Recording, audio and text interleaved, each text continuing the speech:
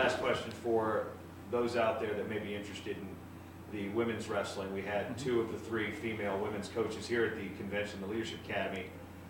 The growth of women's collegiate wrestling is in the NAIA. It's obviously something NCAA has no governance on. What is it going to take, and what steps probably should be done to get more colleges to, under the NCAA umbrella, say Division II, Division III, and by chance a Division I program takes a chance in starting a women's wrestling program and getting that emerging status label, because that seems to many women's advocates and coaches at the club level and the Olympic level that to get validation as a sport and make it an option. We've got women's rowing, we've got equestrian, we've got women's bowling as emerging sports, yet they don't have nearly as many high school participants as women's wrestling does. So, and the Olympic factor as well. So to be an emerging sport, what's going to happen at the NCAA level and the institutional level? Well, it's interesting. I realize I hit you with a lot there. No, it is. I mean, I think the popularity of the sport just needs to continue to grow. I mean, you're dealing with some sports that have historical significance too. They've been more readily accepted because they had this long history of participation. Whether it's figure skating, or there's a long Olympic history, there's a long participation history in this country, and so I think the sports are better understood, they're better accepted by the lay individual who may not be firmly entrenched in the wrestling community. So how do you take a sport that is relatively somewhat of an outlier in the sport concept in this country and make it mainstream? Okay, that's going to be the challenge. And then obviously there has to be the continued escalation of participation for those female participants. So you have to take it from being kind of this outlier perceptively to being a more mainstream, generally accepted type sport. And then from there it grows into, a sport that increases in popularity and interest. More club programs are starting at the collegiate level. There's the demand for them to be recognized as varsity sports. And that's the process that is established through Title IX. When you have students, institutions that are not in compliance, obviously having non-discriminatory policies on collegiate campuses for adding women's sports grows out of demand that are on those college campuses, and institutions have to respond. The more membership institutions that are having to respond to requests for the addition of women's programs is going to facilitate, once again, a process through the NCAA recognition of those opportunities. But that's the process, how every one of those sports became put into the emerging category or is facilitated through that process, is that there was some sort of recognition that there needs to be some acceptance of it in the mainstream collegiate environment and given the opportunity for a position. Well, okay, that was not my last question. To follow up on that, the opportunity and the interest has got to be there. What we've seen at the NAI level, where Jamestown College in North Dakota adds women's wrestling, all of a sudden there's 40 students from Hawaii of all places in California. Do you think it's the cart before the horse situation where, well, you need to show interest? Well, we have no opportunity to show interest because you're not offering. Yeah.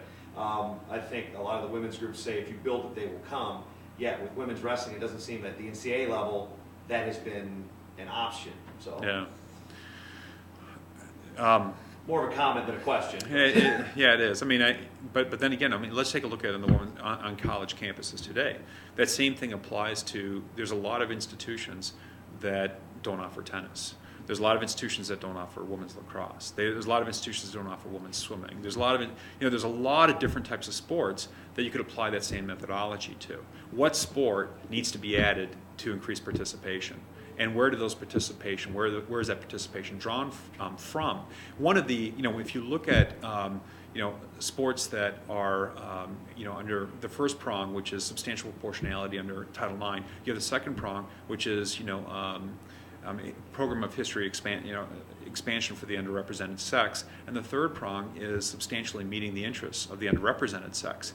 Even under the second and third prong of Title IX, it's that measure of, when you look at what sports to add, you're looking at what sports are popular in your states, what sports have high participation rates. That's generally the methodology that applies. I know that there's some outliers in the emerging categories, but generally they're looking at what sports can be effectively supported by the high school participation, systems that are in place, because you want to draw students and recruit students to your institution based upon high school participation opportunities. So, the logic is there to support it if participation continues to grow at the high school level. But I understand that there are some outliers, even the emerging sport categories, that would seem to be contrary to that philosophy. Would it take a trailblazing AD, or your role here as senior associate athletic director, and then somebody like Debbie Yao, who kind of bucked the trend with competitive cheer at Maryland, which has kind of been a spark plug issue of late? Is it going to take somebody like that to get at the Division I level to really maybe start to trickle down to give women's wrestling a chance? And is that going to have to be the role if it's one school's got it, and then all of a sudden, hey, it's not hurting our wrestling team, we're making money with the students being here, same facilities? Is it going to take one coach with I guess the gusto at the Division I level to make the emerging sports status get rolling?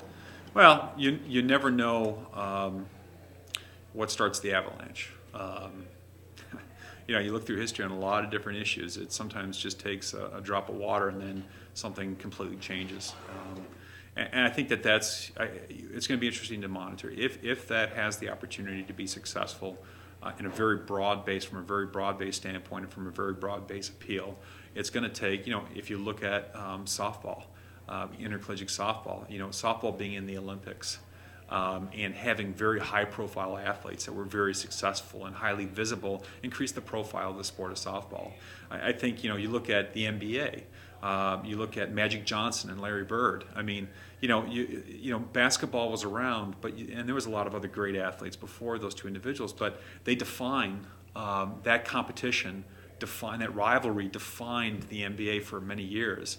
I think sports, there's always some factor that increases the visibility and the popularity of the sport. What is it going to be? Maybe we're going to have a slew of gold medalists that come out, and all of a sudden everybody's keenly aware of the sport of women's wrestling, and from a worldwide perspective, and puts the U.S. on the map. And then everybody cannot ignore the fact that women's wrestling is going to have a significant impact in collegiate wrestling.